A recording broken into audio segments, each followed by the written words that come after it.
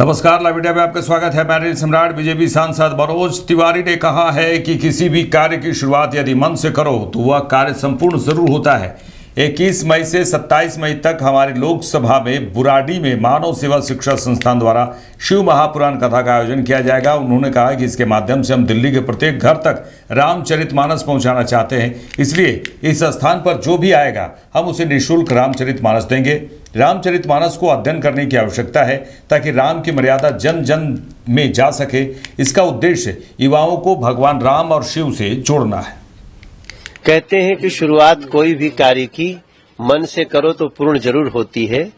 हमने 21 मई से 27 मई तक हमारी लोकसभा के बुराड़ी में हमारे कौशल गर्ग जी, श्री कृष्ण बंसल जी, संजय गुप्ता जी, हमारी पूरी टीम, संस्था का नाम है मानव सेवा शिक्षा संस्थान।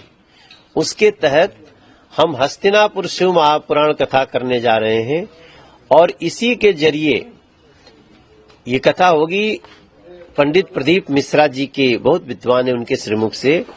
मगर इसके मार्फत हम दिल्ली के प्रत्येक घर में रामचरितमानस को पहुंचाना चाहते हैं। इसलिए उस स्थान पे जो भी आएगा हम उसको रामचरितमानस निःशुल्क देंगे। अगर 1 करोड़ लोग आएंगे तो 1 करोड़ तक को देंगे, कहीं भी कमी नहीं होने वाली है। आप आइए, रामचरितमानस को घर में ले जाइए। अगर आपके घर में है तो लाल कपड़े से उसको बाहर निकालिए। उस रामचरितमानस का अध्ययन करने की आवश्यकता है ताकि राम की मर्यादा जन जन में जा सके। लेकिन इसकी भावना और इसका उद्देश्य क्या रहेगा दिल्ली में? उद्देश्य है युवाओं को राम से जोड़ना, शिव से जोड़ना, और ये बहुत आवश्यक है जिससे सनातन का और प्रचार हो और प्रसार हो। बीजेपी के राष्ट्रीय महासचिव तरुण चुग ने भारत द्वारा पाकिस्तान से सभी आयात पर प्रतिबंध लगाए जाने पर कहा कि पाकिस्तान से सभी तरह के आयात पर प्रतिबंध मोदी सरकार का कूटनीतिक हमला है जो स्वागत योग्य है।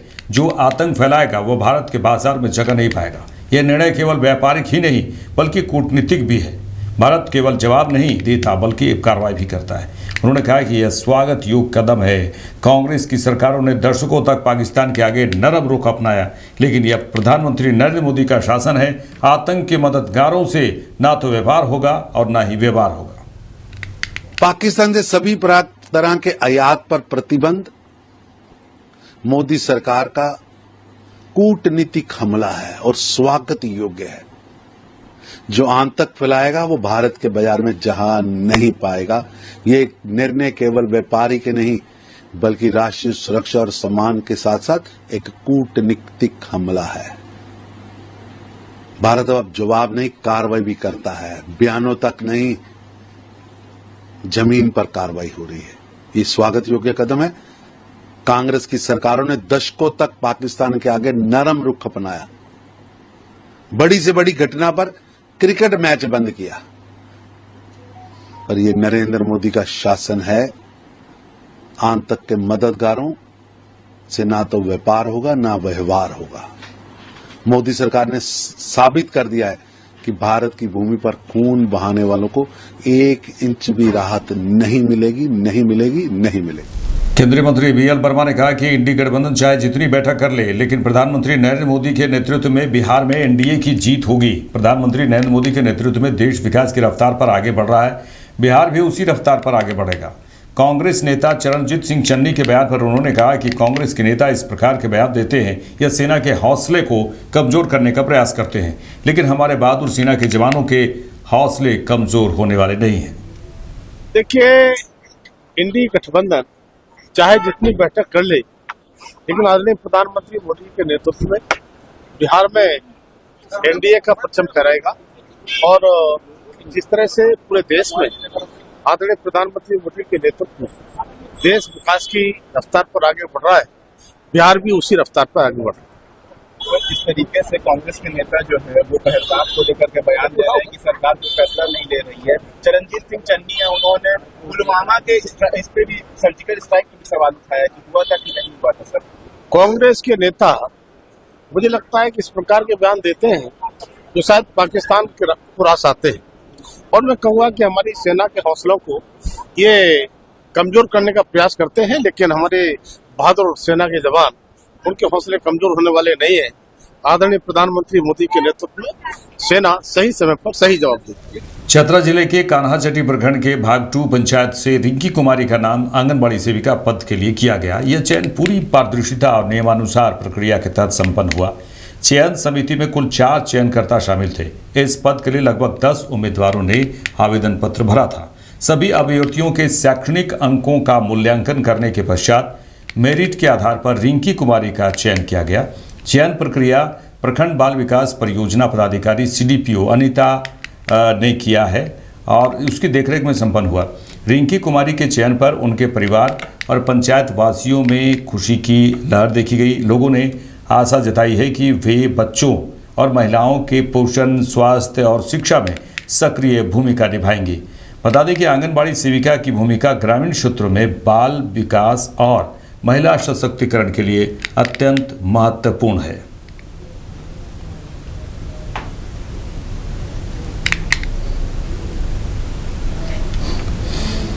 बीजेपी सांसद जगदम्बिका पाल ने कहा, पहलगाम में हमला हुआ और निर्दोष पर्यटकों को उनके बीवी बच्चों के सामने मार दिया गया। यह पाकिस्तान द्वारा प्रायोजित था। उन्हें पीड़ित परिवारों और देश के आंसुओं की कीमत चुकानी पड़ेगी। प्रधानमंत्री नरेंद्र मोदी ने खुद कहा है कि आतंकवादियों और उनके आकाओं को ऐसी सजा दी जाएगी जिसकी वे कल्पना भी नहीं कर पाएंगे।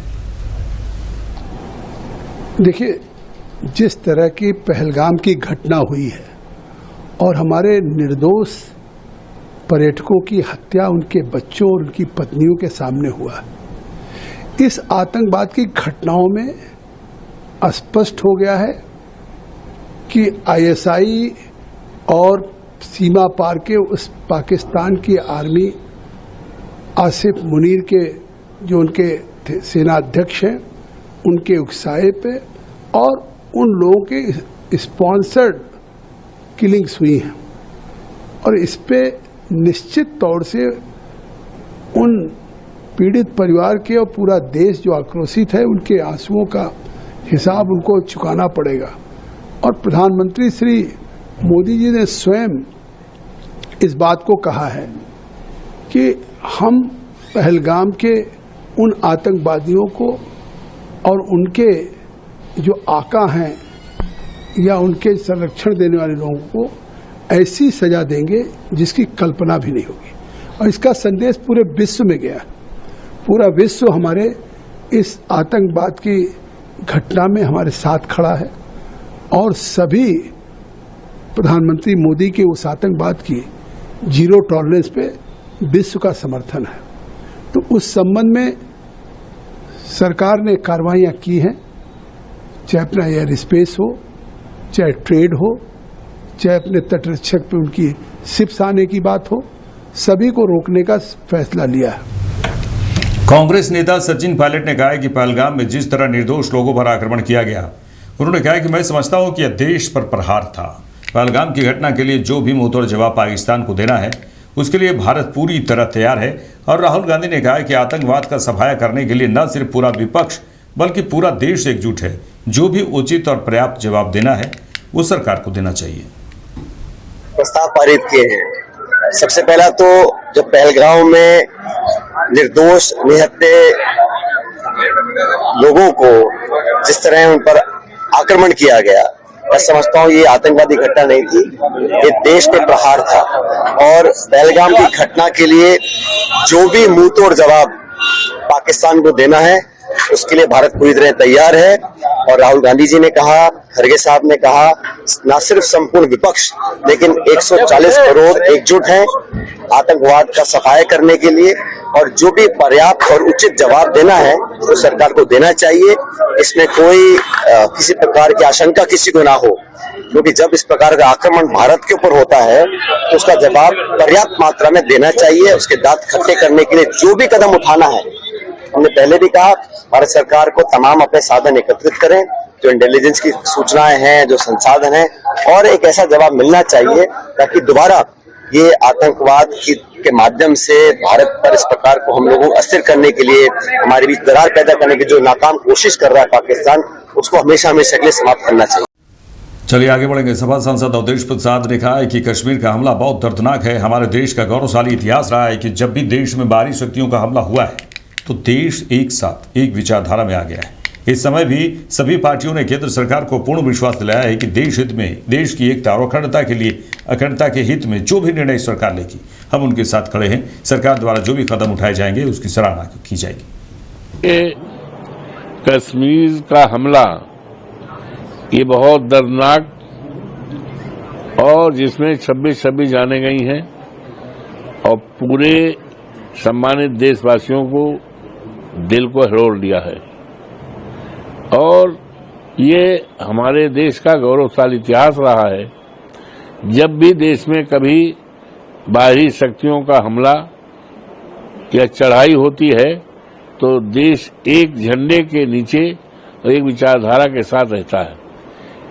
इस समय भी सारे देश, सम्मानित देशवासियों ने और सभी राजनीतिक पार्टियों ने केंद्र सरकार को पूरी तरह से यकीन और विश्वास दिलाया है, भरोसा दिलाया है कि देश हित में, देश की एकता अखंडता के हित में जो भी निर्णय सरकार ले उस निर्णय के सरकार के साथ हम खड़े हैं।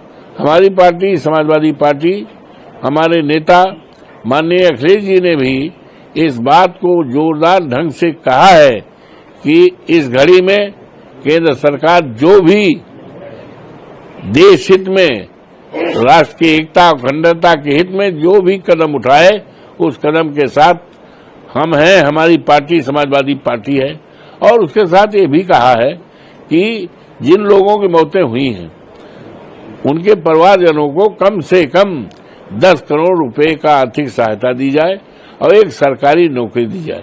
अब ये सारी बातें हैं तो अब सरकार को देश हित में क्या करना है, क्या कदम उठाना है और किस तरह से सरकार उठा रही है तो उसके बारे में सरकार के द्वारा जनहित में, देश हित में जो कदम उठाए जाएंगे उसकी सराहना।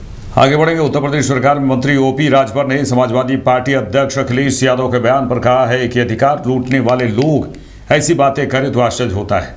अखिलेश यादव अपने 5 साल के मुख्यमंत्रित्व कार्यकाल में जाति के आधार पर पुलिस, ग्राम सेवक, लेखपाल जैसी सेवाओं में भर्ती की। अगर पीडीए की बात करते हैं तो दलित, पिछड़े और अल्पसंख्यकों की भर्ती करते हैं। दरअसल जातिगत जनगणना होने से अखिलेश यादव की जमीन खिसक गई है, वो बौखला गए।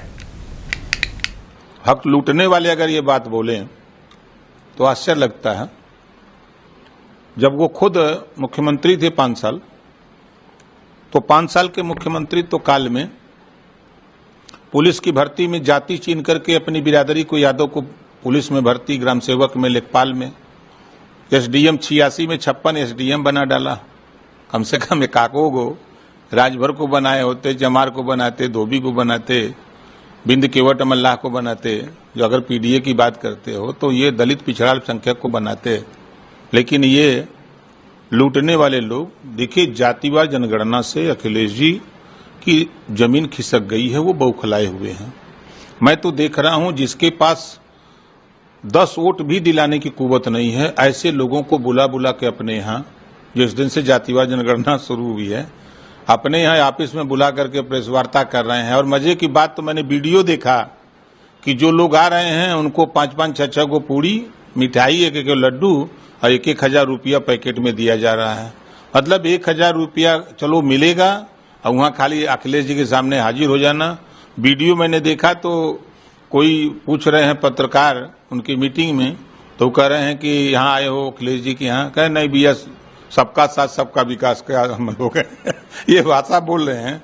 और कई लड़के हमने वहां देखा कि वीडियो में देख रहे हैं, तो वो पूछ रहा है पत्रकार भाई कि भाई आप आए हो ओम प्रकाश? ना कहा नहीं, हम लोग ओम प्रकाश के साथ है, ऐसे ही चले आए हैं। ये हाल है उनके यहाँ आने वाले लोगों का। और जिसके भरोसे वो लड़ रहे हैं, उनका एक वीडियो हमने देखा कि जिसको एमएलए का फुल फॉर्म पता ना हो, राष्ट्रगान का कितने समय में गाया जाता, कब गाया जाता है, और उस व्यक्ति के भरोसे क्या कहा जाए। तो ये व्याकुल भारत हो गए हैं। अब व्याकुल होकर के ये बौखला गए हैं कि अब क्या होगा। बीजेपी सांसद प्रवीण खंडेलवाल ने भारत द्वारा पाकिस्तान से सभी आयात और प्रतिबंध लगाए जाने पर कहा कि यह प्रधानमंत्री नरेंद्र मोदी का एक बहुत ही ऐतिहासिक कदम है। एक देश जो लगातार आतंकी हमले करवा रहा है और भारत के खिलाफ पूरे विश्व में विष उगल रहा है, उस देश के साथ हम क्यों व्यापारिक संबंध बनाकर रखें। सरकार ने ये स्पष्ट कर दिया है कि कोई भी आयात प्रत्यक्ष या अप्रत्यक्ष रूप से हिंदुस्तान पाकिस्तान के साथ नहीं करेगा। ये अपने आप में एक बहुत बड़ा कदम है। पाकिस्तान बहुत सारी चीज़ों के लिए भारत पर निर्भर रहता है। निश्चित रूप से इस कदम से पाकिस्तान की अर्थव्यवस्था की कमर टूटेगी। ऐतिहासिक कदम है प्रधानमंत्री श्री नरेंद्र मोदी जी का। एक देश जो लगातार आतंकी हमले करवा रहा है और भारत के खिलाफ पूरे विश्व में विष उगल रहा है, उस देश के साथ व्यापारिक संबंध हम क्यों बना करके रखें। Confederation of all India traders ने पहले ही देश भर के व्यापारियों से आग्रह किया था कि ना पाकिस्तान को कुछ निर्यात करेंगे और ना पाकिस्तान से आयात करेंगे, और अब सरकार ने यह स्पष्ट कर दिया है कि कोई भी आयात प्रत्यक्ष या अप्रत्यक्ष रूप से हिंदुस्तान नहीं करेगा पाकिस्तान के साथ। तो ये अपने आप में एक बड़ा कदम है। पाकिस्तान बहुत सारी चीज़ों के लिए भारत पर निर्भर रहता है और हमारा और उनका जो एक्सपोर्ट इंपोर्ट है उसमें हमारा एक्सपोर्ट ज़्यादा है, उनका इंपोर्ट बहुत कम है।